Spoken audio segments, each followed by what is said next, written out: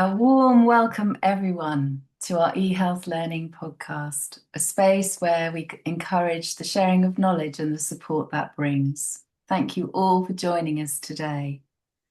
For today's podcast, I'm so pleased that Kate has agreed to return to talk with me about raw living, eating raw, and the positive effects it has on mind and body.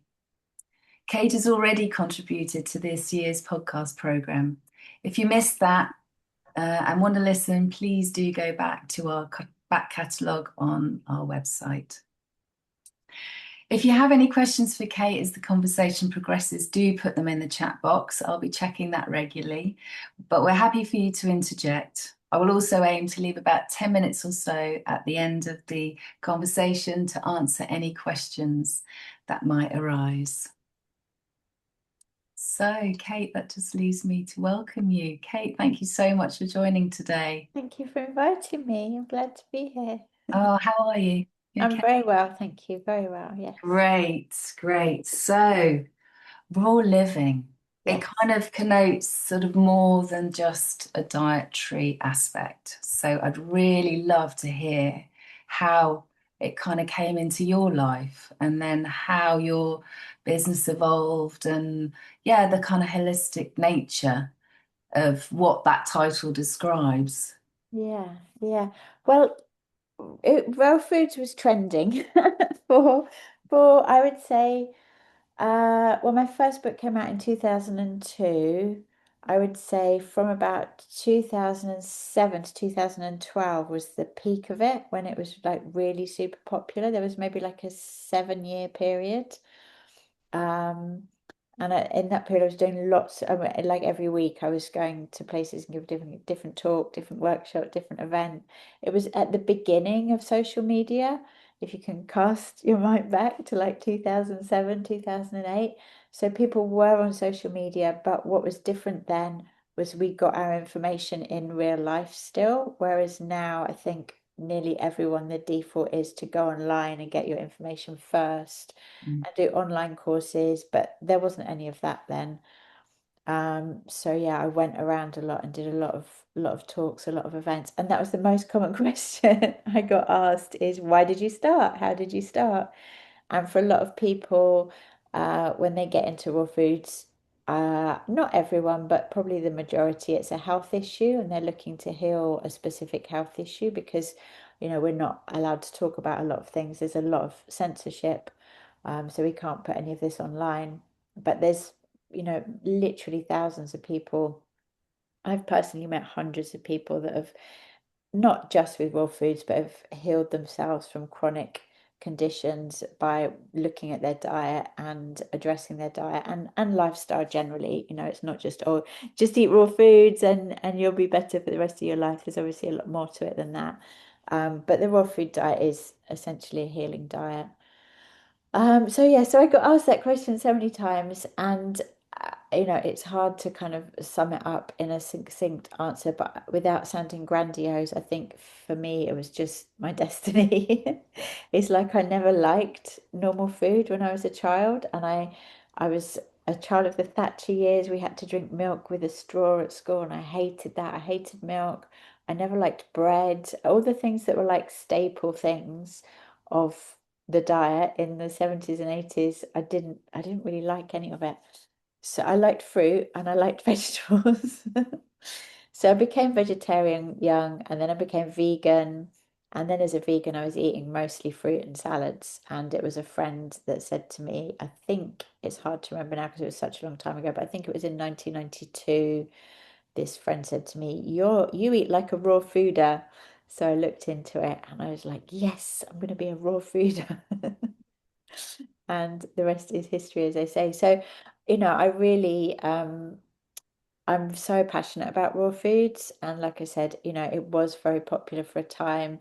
It's not, people aren't so, it's not the trend at the moment.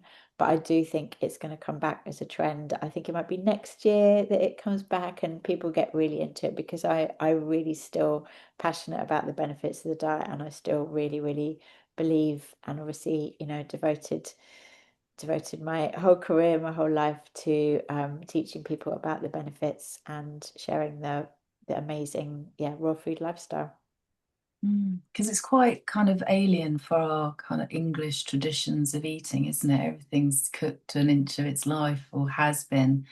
And I'm guessing that this is pulling from other traditions, the raw diet. Is there anywhere specifically that this kind of has, yeah, is predominant?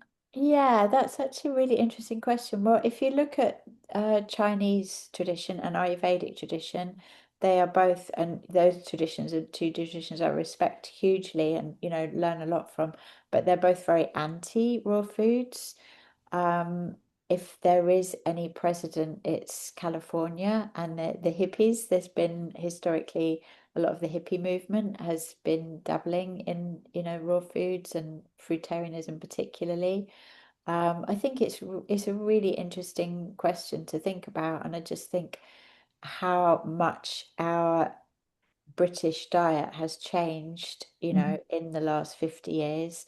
You know, when I was a kid, there was the Chinese takeaway on the high street, and that was literally it. And we just went for like birthdays. It was like a treat, We didn't have Thai, we didn't have Japanese, we didn't have, well, I guess there was a few curry houses around, but it's the way, historically Britain's been seen as having a terrible diet, I think, and a bland diet. But London, where I live, is like got an incredible food culture now. So I think just whether it's globalization or what it's particularly down to, but I think the British palate is definitely a lot more adventurous than it used to be.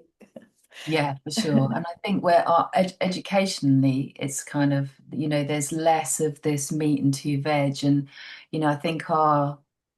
I think we're still sort of preset by what it was in the war. So rations and how food came out of there. And yeah, so trying to establish some kind, people do enjoy cooking, don't they? And having a relationship with their food. So it's discovering what kind of food you like and kind of what works for your body as well. Because like you said earlier, when you come to a change of diet, often it's to do with health, isn't it? So there's Yeah, something going on, and the body is struggling in some way. I know that metabolism can take up a huge amount of energy, can't yeah. it? So to often that can be a first port of call, really, can't it? To change that, to experiment anyway with what might be giving you an issue. Maybe it's an inflammatory one, Yeah, or you've got reflux or something. yeah, Um, yeah, yeah. I think maybe the first thing to say is that, to my mind, it's not like being vegetarian or vegan, where, if you're a vegan and then you say, oh, but I eat eggs once a day, well, you're not a vegan if you're eating eggs once a day. But raw foods isn't, to my mind, it's not as cut and dried as that. So, to my mind, someone who's eating more than 50% of their diet as raw foods every day qualifies as a raw fooder. And most people that are doing it long term do around 70-80% raw foods. So, it's not like when people think, oh, raw food diet means I have to give up everything. It's not that at all. And actually, someone who's eating a healthy diet already, when they think about it, you might be eating 25-40% raw already, especially when we have the weather like we're having this summer. Like you're eating fruit every day, you might be eating a salad for lunch, you might be 50% raw without even realizing it, so it's just making little tweaks, including juices and maybe more sprouts and fermented foods and things like that. So it doesn't have to be like this like massive change that people might imagine when they set out. It's like, well, can you switch your lunch to a raw lunch? Can you just switch your breakfast to a smoothie or a raw granola or something? And you're 50% raw already without even really trying that hard. so that's really encouraging, isn't it? In the sense of that it's not really about giving things up, it's more about improving what's going on already. And I'm also really struck by if you can introduce those elements, you're getting potentially a high nutrition, the nutrition is higher. Yeah, That's exactly. what's often lacking in our food. I mean, you could eat a great big plate of food and there's no absolutely nothing in it that's going to do, your brain or your endocrine system any good at all. So, Yeah, yeah, well, you're skipping all those empty calories, so things like pasta and bread and potatoes, and they're basically all empty calories. So you're skipping all of that and getting straight to the meat. yeah. So you talked a little bit about the elements. Maybe you could talk us through that kind of what establishes a raw, eating raw and a raw food diet.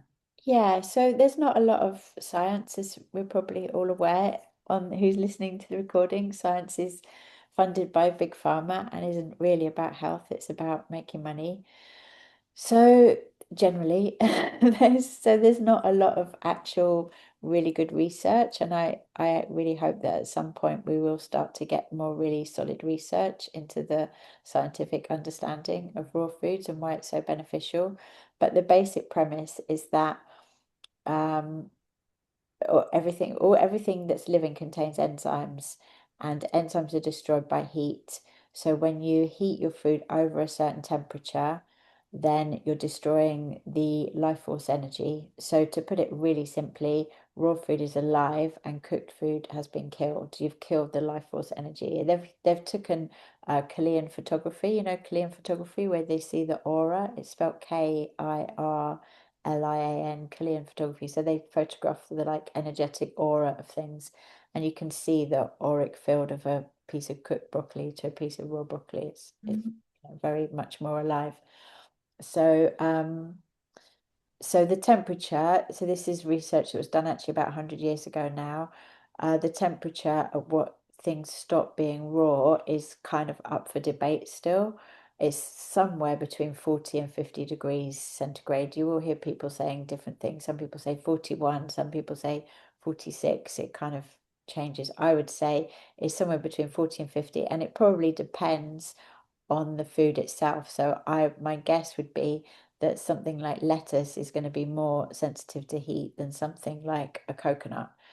So maybe you can heat a coconut to 50 degrees, whereas you can only heat a piece of lettuce 40 degrees before you. And also they haven't looked at, well, how long is that for? So there's no like, can you steam your broccoli for 2 minutes and then has it still got a lot of enzymes in? Probably it has. Yeah. So that's why I'm like, it's not really that cut and dried, but somewhere between 40 and 50 degrees, the enzymes are degraded, and the enzymes are the life force energy. So that's the basic premise, is we want to have raw foods because they have all that life force energy in them. And when you've got that life force energy in your body, you feel it on every level. So it's physical, but it's also mental, it's emotional, and it's also spiritual. So, as I said, when I was traveling and teaching a lot, that was actually the most common thing that people would say, is that they were just on a better mood. They were just happier when they ate raw foods, because it just gives you a bit more joie de vivre. And for me personally, I've always been a very spiritually minded person, so that was a big reason for me to do it, is that I wanted to have that feeling of spiritual connection, and you just feel more um, I want to say, without sounding too hippie, but I'm just gonna I'm just gonna sound hippie. You just feel more at one with all that is, and you feel more connected to nature and the animals, and that sense of spiritual peace that we might get from a good yoga class or a meditation. That's just more kind of prevalent in our lives. That's beautiful. And just that whole cycle, isn't it? So particularly say you've grown your own vegetables, they've come out of the ground that Right. you've nurtured, and that the soil that you're taking care of and making sure it can hold moisture and all those kind of things. Yeah. And then you have some relationship with it. And you Yeah. put Well, it into that's a beautiful salad and it tastes delicious. Just yeah, that's really what it's all about. It's all about connection. It really is all about connection. And I personally think it's much healthier for someone who felt that they still want to include animal products in their diet, and they eat animal products where they've met the farmers, they've gone to the farm, or gone to the farmers market, and they've got some really good organic animal products, and they're eating that alongside a big salad, than someone who's just like being vegan and eating lots of processed food and junk food. So you're Yeah. totally right. It's all about the connection with the food, and the connection and the way it's been grown, and just having that respect for the earth, respect for the animals and for the plants. Yeah. And when you know how hard it is to grow things Right. and the battle with everything else that wants to eat it and the kind of preciousness that you suddenly start to really understand how vital Yeah. um, that becomes. And for myself, when if I can grow my own veg and I'm eating that really, I want to do it more than. Do you know what I mean? It's like Yeah. it becomes kind of a self-fulfilling thing. It's kind of like Yeah. I only want, it's like I actually have a kind of hankering for a bit of raw broccoli or, because I just know how lovely it's going to taste. Yeah. Yeah. I can Fully. just stick it straight in my mouth. And and I notice lots of people will take the stalk of the broccoli off, and it's like, actually, you can just really gently peel that and then eat it with some, it's really delicious. So, Yeah. Yeah. so um, yeah, having a connection, and then the whole kind of cycle. And I definitely sleep better. Yeah. That's the way I'm eating. Yeah. Yeah. Yeah. Yeah. I mean, you were saying about the traditional diet in this country, and we're not brilliant for fruit, to be honest. But for vegetables, we're an incredible country Mm. for vegetables. We have the most incredible vegetables. And I think that's something that's shifting as well, is that there's so many farmers markets in London now. And when I travel around, I've got a camper van and I travel around England. And I think more and more there's farm shops and people understanding the benefit of, I try not to buy fruit and vegetables out of the supermarket. It just isn't the same. And I think that's a general awareness that people more and more are trying to go direct to the farmers and really get that good quality produce. Yeah, so this is the thing, isn't it? To be able to kind of research, where you're shopping, and actually the Yeah, power is in the purse yeah, anyway.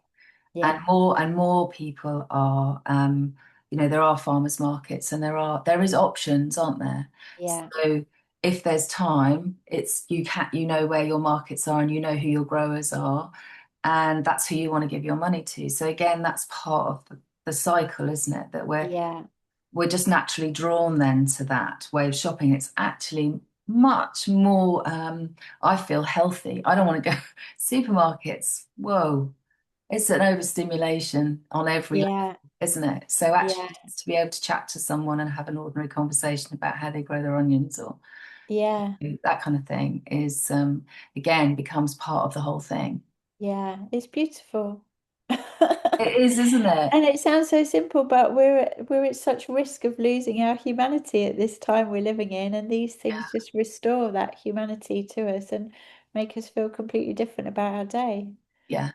Yeah, I sell my honey, and I had some folks visit my stall who clearly had never tasted honey before, and that was a real eye opener for me because they were absolutely kind of hit with it. They were like, "Whoa!"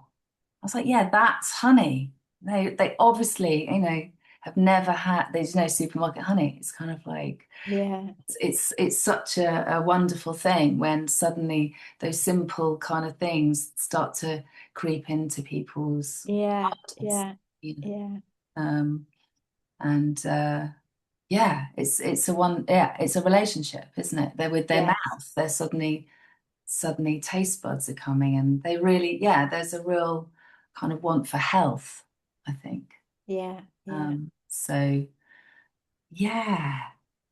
Yeah, I mean, with the raw living, you've kind of given us this sort of real open, which I think is lovely that and important really, that there's not these restrictions or rules around how we do it.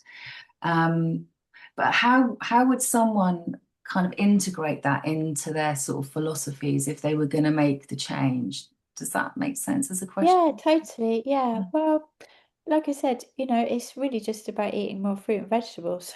It's really that simple and preferably raw. Um, but even, some lightly steamed broccoli or some baked sweet potatoes, it's all good. It's just making fruit and vegetables, the foundation of the diet. And that's what I'm saying. I think um, more and more people are doing that. And there's just so much greater awareness. Since veganism trended, wasn't it, about 10 years ago? And since then, just there's so many more vegan options around for people and so much more creativity around eating vegetables. So Mm. yeah, it's eating lots of vegetables, and then I have a lot of sprouts. So sometimes I grow my own sprouts, which is really easy to do and so economical. But obviously you can also buy the sprouts from the health food store. I have a lot of fermented foods, so sauerkraut and kimchi. That's definitely a basis of my diet. I have some fermented foods every day. I make my own kombucha. I drink a lot actually. Hydration is really important to me, so I drink a lot of herbal tea. I make my own juice, green juice. Like I said, the kombucha, the coconut water. I have coconut water every day. Um, so yes, staying hydrated is really key. Nuts and seeds. I actually prefer seeds to nuts because nuts are quite hard to digest, but having, a few handfuls of nuts and seeds every day. Seaweeds, eat a lot of seaweed, so things like dulse and kelp and nori and wakame. Um, what else? That's probably the basis of it, I think. Yeah. Because I was on your website earlier, which is incredible actually. And it's really, really comprehensive. But you also sell quite a lot of those products on your website, don't you? Yeah, yeah. So the website started in 2002 and it was primarily to sell my books. So my first book, Eat Smart, Eat Raw, came out in 2002. It's going to be the 25th anniversary next year. Wow.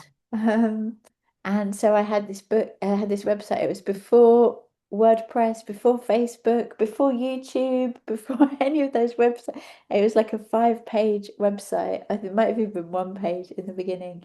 And we sold raw tahini, juices, bee pollen, and Mhm. the book. I think we had 5 products. I can't remember the other ones.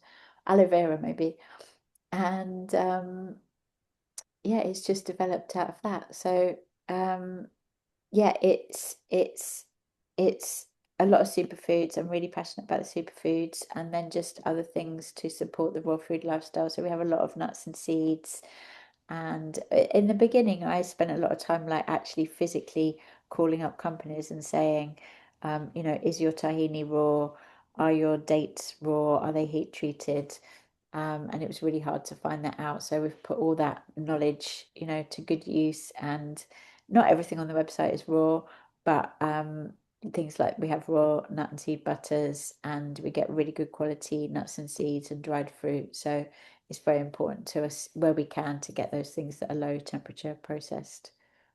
Fantastic. So you've ethically sourced everything and it kind of sits Yeah. under your banner of, yeah, Yeah, the that's really food. important to us because we stock a lot of other brands as well, and we'll only work with brands that have that same ethos of taking care of the planet, taking care of the farmers, taking care of the producers. It's not just about, I don't want to say selfish because it's not a bad thing to be selfish, but it's not just about individual health. Sure. It's also about, as you were saying, the relational health of everything as well. Beautiful. Yeah, because you've got loads of information on there, plus past podcasts and, where to start. I think that's a really fantastic little article that you've got about, yeah, just kind of, yeah, breaking it down. Because I'm wondering whether, some people, maybe if they've had dietary issues, for instance, and they might have been having them for quite a few years, they may end up at a naturopath or a nutritionist or something like that. And this would be a really good, because what I found difficult about that process myself was it was all about taking things out. So it's like, okay, let's reduce what you're eating, let's see what's bothering you, da, da, da, da, da, and then slowly introduce things back in again. And that worked really well for a time, but then then like odd things kind of creep back in again. And there was, yeah, I felt a bit of a loss because I only had my own health food shop, and this was probably about 20 years ago. And so to try to locate really ethically sourced things and it was actually quite difficult. So yeah, I think having the website plus the information plus kind of you answer questions really through your podcasts. I think they're really, really interesting.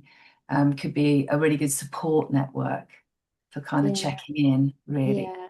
Well, that's the thing. We started off as an educational resource, and we did actually have a lot of information on the site, which 2013, they changed the laws around health claims. So we had to basically take most of the site down. It was really heartbreaking. So yeah, there's so much information we're not allowed to share.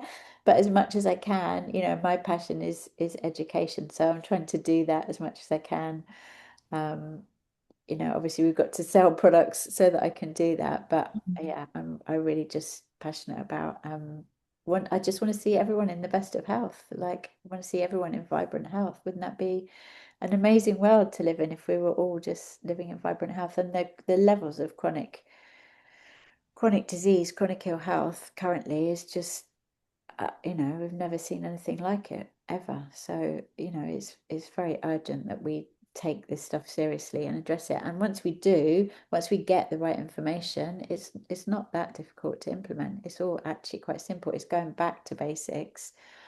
And I think we live in this very consumerist time, don't we? Where I think people get put off because they're like, oh, I have to buy this $1,000 device and I have to buy this $100 supplement and I have to take this course and I have to do all these things. But it really is just like coming back to really probably listening to your body. And it is about taking a lot of stuff out, but you have to replace that with nice things like raw chocolate and kombucha. Yeah, tell me about the raw chocolate, most importantly. Yeah. So, I never liked chocolate. That was one of the foods that I never liked. I mean, I did eat it as a child, but I wasn't big on it. And then I went vegan, and there was no vegan chocolate in the Yeah. 90s. So I didn't really eat chocolate. And then it was in 2004 that we first got the raw cacao beans, just the whole beans. And it was like one of those epiphany moments. And I remember thinking, this is either really bad or it's really good. And I wasn't sure what. Because it was one of those things, it was so good. It was like, this is either amazing or this is really not good for me. But it turned out to be really amazing. Mm, And we started making raw chocolate bars in 2005. And we're still making them 20 years later. brilliant. So, raw chocolate is basically um, in the traditional method. So the cacao pod is like a fruit. It's kind of the size of a large papaya, and the flesh in it is kind of white and creamy, maybe a little bit like a guava. It's kind of, yeah, creamy flesh. And then it has lots of big seeds in, and those seeds are the cacao beans. So they ferment the beans with the fruit around it, and then they roast them. And then they take the roasted cacao beans and they put them through a three-stage process, which involves heating them at very high temperatures, removing all the healthy fats, and what you're left with is cocoa solids. And then cocoa solids they sell to Nestle and Cadbury's and whoever.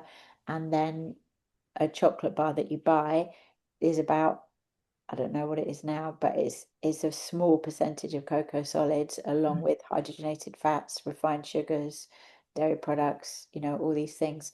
So so what we grew up of thinking as a chocolate bar is a very, very small amount of very, very denatured cacao. So what we're doing with raw cacao is you're getting the cacao bean in its whole form, in its pure form, and it's a true superfood. It's just full of antioxidants and all these natural mood boosting chemicals and naturally occurring, chemicals. And it tastes amazing as well because you're getting that full cacao flavor. And we only work with Peruvian, sometimes Ecuadorian, but mostly Peruvian farmers, which is where the cacao is originally from. So all African cacao is, based in the slave trade. It was all migrated to Africa as part of the slave trade. So we work with it where it's from its native lands, Peru and sometimes Ecuador, and it's all fairly traded with the farmers. I actually went to Peru and met the cacao farmers, which was an incredible experience. And Yeah, you can get the cacao beans, but mostly people either buy the cacao nibs, which is the beans just broken up into little pieces, a bit like chopped almonds, or the cacao paste, which has been kind of melted down into a block, and then you can make your own raw chocolate with the cacao paste. Or what's most popular by far is the cacao powder. So the cacao powder has had the butter removed, but our cacao powder is done at low temperatures. So you're still getting all that wonderful nutrients of the cacao, and it's obviously pure and whole, and yeah, it's amazing. Beautiful. And that's a real success story, isn't it? I mean, that's just amazing. Yeah, it's still, I think 80% of the world's cacao currently comes from Africa. And most of that is, it's not obviously slavery, but it's rooted in slavery, and the farmers aren't paid a fair trade price, and they're not looking after the soil, which is the most important thing. So there was a recent, I don't know if people were aware of the whole cacao price hike, but that's because the African crops fell because they're not taking care of the soil. It's very intensive farming. Mm. So it is, if we love chocolate, it's really important that we support the small scale producers and the independent producers, and don't just buy that mass produced African chocolate, because it's destabilizing the whole global cacao industry right now. Mm. Yeah, really important. Really important. I think we've just had a question from Karen. Karen. She says, I'm very protein deficient. Can you say something about protein beyond nuts and seeds, etc.? I do have raw milk from a mile away. Yeah, so protein actually gets really important as we age. I mean, it's important obviously all the way through, but it gets more important as we age because we need it for bone density. On the raw food diet, I really strongly advocate for people to include the green powders. And I've got three sons who are all now men, and when my children were little, that was the one thing that I was like really strict on, is like you need to have these green powders every day, because we've been waxing lyrical about fruits and vegetables, but we've also been pointing out that it's so much to do with the relationship with the soil that they're grown in, and even organic products now, the nutrients aren't in the soil. So we really need, because of all the bombardment in the air and the water, we're in such a toxic environment. Um, and even if we're choosing to eat organic, there's times when non-organic slips in if you eat out at a restaurant or a friend's house.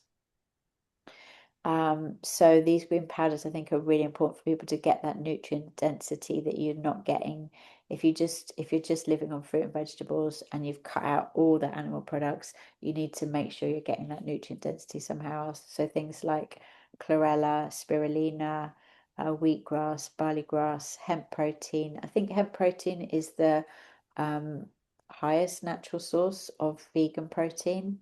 And we do have quite a few protein blends on the website. There's two that is my own product. One's called Greener Grass and one's called Out of the Woods. And I forget what the percentage of protein, but they're high protein. And those are the ones I developed when the kids were little. So it's a good thing to really be aware of. And yeah, definitely something to, yeah, to take notice of, and not, yeah, I know at the beginning I was saying just eat eat lots of fruit and vegetables. That's a part of it, but then a part of it is to not forget the other stuff as well. And just to say, that taught me so much that period because I raised the kids on a primarily raw food diet. So I really learned so much in that period because it's one thing, um, if you're just single and don't have much stress in your life to take care of yourself, but when you've got three young boys, you have to, it's very stressful on my body, and obviously I had to really take care of, make sure they were getting the right nutrition. So um, yeah, I think it's not easy to get the right levels of nutrition on a raw vegan diet, and that's probably the main reason why people stop, because they enjoy it for a few years and they start detoxing and they feel really good, but then after a few years they're getting nutrient cravings because there's things they're missing, and then they go back to eating other things. So yeah, there are lots of things, little things that you do have to watch for and be careful for. But that's what we'll be getting into on the longer calls that are going to follow in September. Yeah, brilliant. And so how would you use those the protein supplements? Are you applying that? Are you putting that on the top of the foods that you're Yeah, making? so greener grass and out of the woods I developed because most people they'll make a smoothie and then just add their superfoods into smoothie. And I really wanted to move people away from just having lots of sugar, even if it's fruit sugar. Mhm. So greener grass and out of the woods for savory dishes. So you can put them into a salad dressing or a soup. Um, yeah, or just sprinkle them over your food. They've both got cayenne in, they've both got a little bit of salt in. Um, there's one that I have called Tonic Alchemy, which is made by a company called Dragon Herbs, and that's kind of got a fruity flavor. It's got 91 ingredients in. So I just put that in coconut water. Mostly I will have my green powder in coconut water in the morning because coconut water is a really good blood cleanser. So when you put the green powder in, it's like really getting deep into the cells. It's really hydrating, really good thing to do in the morning for cleansing the blood. So sometimes I have chlorella in coconut water. Sometimes I have spirulina. I like to mix it up. I love spirulina crunches, which is like little dried pieces of spirulina that you can sprinkle over your food. Um, yeah, I'm always finding ways to get the green powder in. Brilliant. I'm really kind of interested in metabolism Mm, and pooing and like how important, because certainly for women my age, maybe earlier now, are getting diagnosed with colon cancer or yeah, I've had friends, I've lost friends really early. mm, So I'm kind of really struck by potentially, if you're having to chew your food, if your food is raw, you're having to chew your food, aren't you? Then your body is having to really mm, kind of break it down, and it's working really hard, isn't it? As it should do. mm, And the whole digestion process is kind of vitalized, isn't it, in a way, mm, by this way of eating. And so you get a clean colon. And that's mm, for me, I feel like that's one of the most kind of important messages really from this kind of way of changing to eat, is like actually things don't stick as mm, much. mm. Um, yeah, would you say something about that? Yeah, and I love that actually. In my groups, we always end up talking about enemas. So, and I did my functional nutritional training with this wonderful woman, Andrea Nakayama, and she's just started a Substack recently, and I was reading it the other night, and she said she was at a dinner party and somebody said to her, well, what's your problem with the word wellness? Wellness is like a new word. It's actually not a word that we used to use, but wellness is like the trend term for it. And it's kind of like I was saying, when people think of wellness, they think of having to spend lots of money. Basically, it's an industry, right? The wellness industry. And she said, because really, wellness is about talking about your poop. And it is, it's like is let's be honest about what's really going on in our body. And I'm a huge fan of grounding. I'm a huge fan of sleep. Um, Barefoot walking, like I think I love the question that you just asked, because these are the real questions that we should be asking, and that's kind of relates to what I was saying, is really when we ask the right questions, this stuff isn't it's not that complicated. It's actually simpler than maybe what we're sold or what we start looking at when we start looking at wellness, because there's so many people trying to sell us so many things. So yes, let's talk about poop.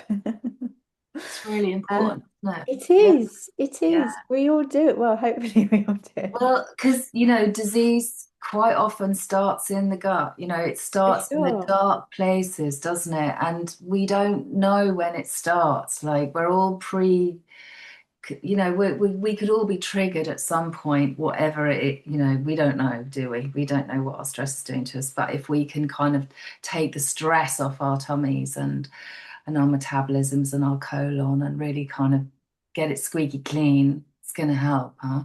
Yeah.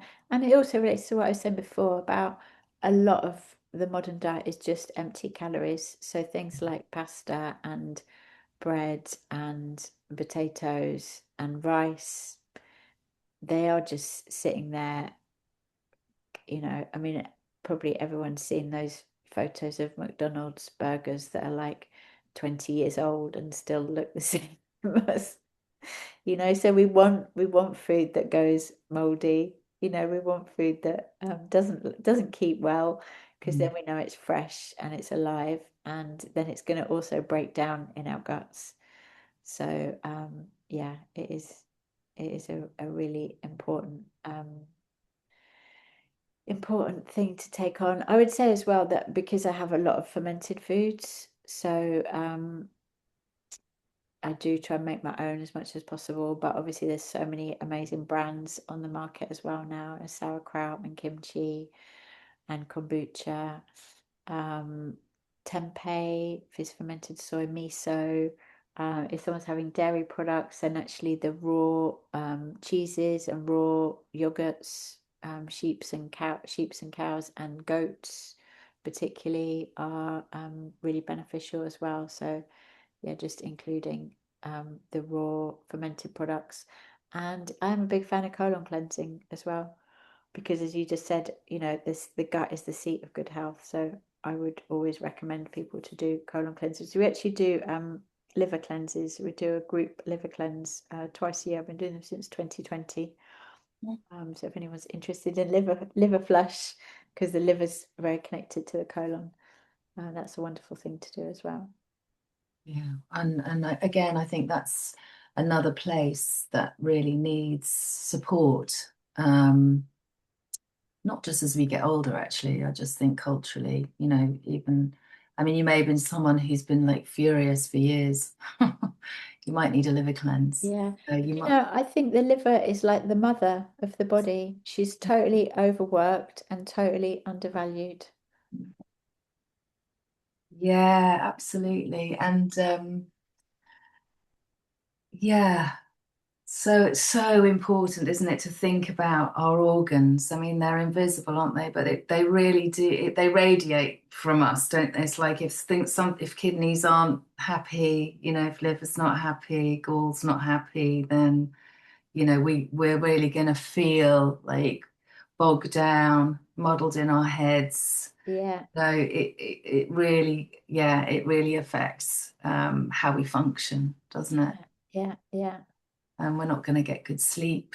So yeah, that's really, like you say, sleep is really vital, isn't it? So to be able to have good sleep, it all feels like tonic, actually, as we're talking. There's something about how food is not just fuel. Obviously it can be fuel, but it's so much more than that, isn't it? yeah, yeah. Well, it's reversing the idea of health that we've been brought up with, and I think we are culturally in the process of reversing that.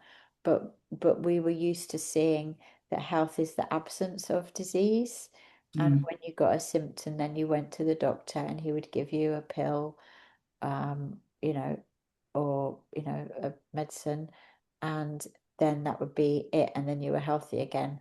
But actually, health is like a cultivation. You've got to tend to the soil of your health, and you've got to do that day in, day out, and then you don't get sick. My people always ask me about my sons because I raised them on a raw vegan diet, and they always want to know, are they raw food still? And I always say, to be honest with you, I don't ask them. Like when you see your kids, if anyone's listening, they've got kids, it's not the first thing you say to them is, what did you eat yesterday?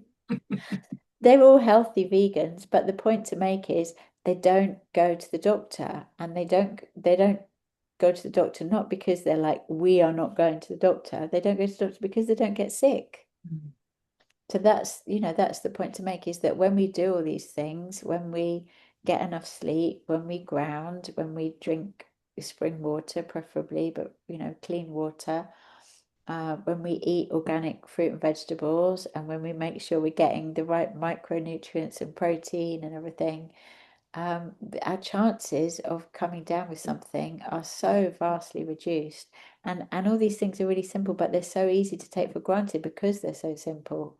Mm. So even people working in the wellness industry, someone might be um, a therapist of some kind, and they might have amazing knowledge and they might be helping so many people, but they might still not be grounding every day, or they might still be having a few things in their diet that is really not serving their body the best, and that's what's putting them out of balance. So you just need to like really take care of those foundational primary things, and everything else then starts to take care of itself. But we're so kind of hoodwinked into thinking, it's got to be something complicated that we have to pay someone a lot of money to figure out for us. Yeah.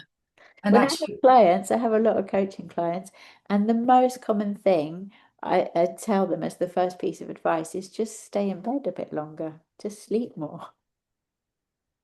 yeah, they're probably like, really? Yeah. Oh, Because yeah. they come and they're And like, they oh, get I've it. got this going on and this going on and this going on. And I'm like, but you're not getting enough rest. That's the first thing. It's like if you can shift your lifestyle so that you get enough rest, a lot of that is gonna not magically disappear, but diminish. Yeah. And then you can start to tune into your body and what is it telling you and Exactly. what is it Yeah. saying? Because Yeah. I noticed that I can listen to the wants and needs of my physicality outside my thoughts. So it's a kind of like I can, oh, what do I fancy? You know, and my body will tell me what I fancy. Yeah. And Yeah. that'll be like, oh, I want a really nice raw coleslaw. Yeah. I want to eat some, I want to like have some crunch. That's what I want with lemon juice or something. Yeah. Yeah. And so when you start to kind of, yeah, you can answer the call of what your body's hankering for, Yeah. and Yeah. whether that's to do with minerals in the food or whatever, but at least you become your own kind of doctor in that sense, don't you? Because you're like animals are kind of drawn to particular plants. It's like, you want the medicine, Yeah. you want the thing that's going to help you digest whatever it is you shouldn't have eaten half an hour ago, or, something. Yeah. I feel a Yeah. bit off. This is what I feel I need. I need some ginger. Yeah. You know what I mean? Yeah, Yeah. something like that. Yeah. Karen's asking another question. She said she's a bit underweight, so it feels like a risk. I'm always hearing about weight loss and the benefits. Right. Well, I'm not keto. Like I'm not like keto, but I am keto. I eat in a ketogenic way, but I'm not keto, if that makes sense. So the principle of ketogenics is that either your body is adapted to um, carbs or to fats, to getting your fuel from carbs or from fats. So in our culture, we're all raised on carbs. When you need to create energy, your body goes to its carbs as its fuel source, because that's what we're raised on, right? We've been saying bread, potatoes, pasta, rice. Um, and so the idea of ketogenics is that if you starve the body of carbohydrates, then your body becomes fat adapted, and you start to then go to fat as your primary source of fuel. and that helps to balance weight. So actually, when people struggle to put on weight, it's actually usually the same root cause as when they struggle to lose weight, is it's a lack of healthy fats. Because when you have an abundance of healthy fats in the diet, then your body becomes able to store and to burn off without without fear. So when you don't have enough healthy fats in the body, then the body doesn't want to let go of fat, Mm. because it's like, I don't know. So the kind of diets we were raised on, because we were raised at a time when it was low fat, everything had to be low fat. Then the body's actually holding on, because it's like fat is like a really essential, it's the building blocks of the cells. The cells are made of fats and water. So when you're dehydrated, you don't have enough fat, the body's in starvation mode, it's holding on. So when we have an abundance of healthy fats, the body can burn of fat. But also when someone is underweight, I would say it's also a lack of healthy fats. Does that make sense? So either way, we need more healthy fats in the diet, whether you're overweight or underweight, we need more healthy fats in the diet. So avocado, olives, coconut, cacao, nuts and seeds, and their oils. And just, yeah, I would say if you want to put on weight, not so much nuts and seeds because they can be hard for the body to break down. But I would do a tablespoon of flax oil or hemp oil every day, plus a tablespoon of olive oil or avocado oil every day, plus a tablespoon of coconut oil every day. And then you can also have some raw chocolate and an avocado and some olives, and that should really see to it. That's great. That's really great couple of questions, Karen. Thank you. So before we end, we really want to talk about the course. So Kate and I have got our heads together, and she's decided, yes, she's going to do a course. So I really hope that some of you will come and join us. So we've got on the 8th of September, we're going to do like a half an hour free kind of synopsis, aren't we? A talk through around what people will expect. And then on the 15th and the 22nd and the 29th, we're going to be running courses on those evenings from 7 o'clock till 8 o'clock, I think. They're an hour each. Yeah. Would you like to just describe how they're going to go? Yeah, well, I mean, I think this has been a really useful taster, and thank you so much for inviting me. Um, this is really my approach. I forget the word you use, but it's expansive and it's open, and it's not like, this is what I love to do, is make it easy for people, make it accessible for people, and not make it overwhelming. We're all too busy. We've all got too much to do. Especially as women, even when the kids get older, they still need us, or maybe we've got aging parents and we're trying to run a household as well as have a career. And, there's so many things to think about, like having this long to-do list of changing everything about your diet. It's like, it's too much for most people, right? So I'm really about breaking it down and making it really simple and really easy and really accessible, and just helping you see how probably a lot of this stuff, like I said, you're already doing it without realizing, and it's little tweaks here and there. It's something that's going to take you 5 or 10 minutes every day, or something that's going to cost you a few pounds every week. It's not, it's not out of anyone's reach, and it's actually our birthright to be happy and healthy in our bodies. So it's, like you were so beautifully saying, it's about connecting back to the body's wisdom, connecting back to the body's intelligence, and just really simple and easy ways to do that. Uh, so we really hope that you'll join us all, or you'll all join us. Yeah, in September. And I think it's going to be a really interesting yeah, deep dive really into exploring all the options that we have. Because I think there's what seems ridiculous is that there's so much out there, but it's like what to do. Like it's too much, isn't it? It's kind of like Yeah. actually what you're doing in this course is honing down all of those options, aren't they? Like you say, to make it easy, to make your choices easy. And and sometimes it might not be happening because you've got to go to dinner at a friend's, but it doesn't matter because there's a way that you can kind of like catch up. Yeah, yeah. And I really believe in helping people start where they're at. So Brilliant. you've got to look at what you're already doing and just see what little tweaks you can make with what you're already doing and just make small changes over long periods of time. Because if you just introduce one new healthy habit in a month, then in a year's time, you've got 12 new healthy habits. If I came at you with a list of like 20 healthy habits you have to start today, no one's going to do that. But if you're like, oh, well, I can easily start doing a 20-minute barefoot walk every day, or I can easily start seeing a colonic hydrotherapist, or I can easily start making myself a juice every day or sprouting, then, and you do one thing first, and then when you're like, yeah, no, I'm sprouting every day now, this is great, then try the next one, and build it up slowly. Beautiful, beautiful, and to be in that kind of aliveness of being in control of what's going Yeah, on in your it's body, about being sovereign in isn't your it? body. Yeah, Yeah, yeah. And like you say, that is not complicated. yeah, yeah. So, anyone who's interested, I think we've got the information on Kate's course. You can go also to the website. Everything's up there. All the information is up there.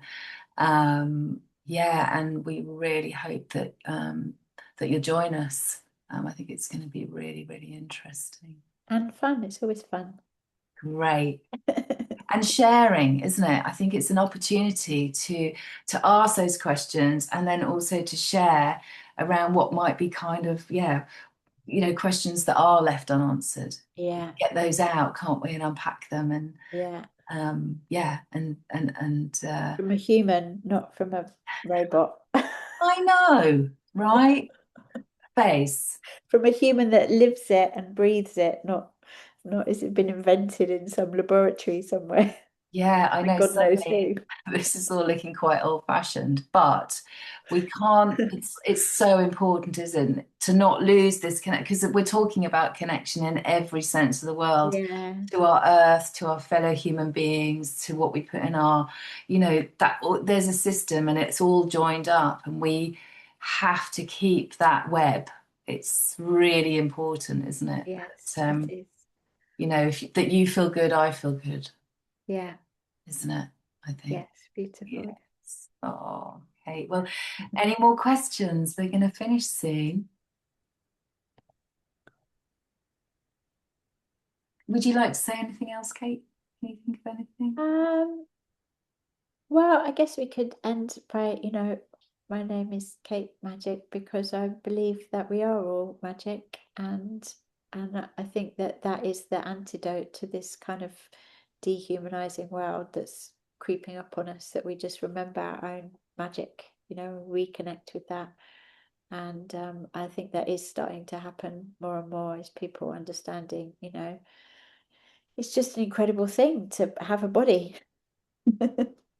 And what a gift that is, and how much we should treasure and nourish and um, respect our bodies. Yeah, I think that's absolutely true. Yeah, beautiful, beautiful, beautiful. Well, thank you all very much for joining us today. I've really enjoyed our chat, Kate, and I'm really looking forward to September. I think that's going to be it's going to be great. Yeah, and I hope to see you all there too. Okay. So for now, I'm going to say goodbye. Thank you, Oh, Natalie. oh, thank you. Thanks, everybody. Thanks for joining us. Thanks, Kate. Take care. Pleasure, Have a see you good soon. summer. Bye. Bye.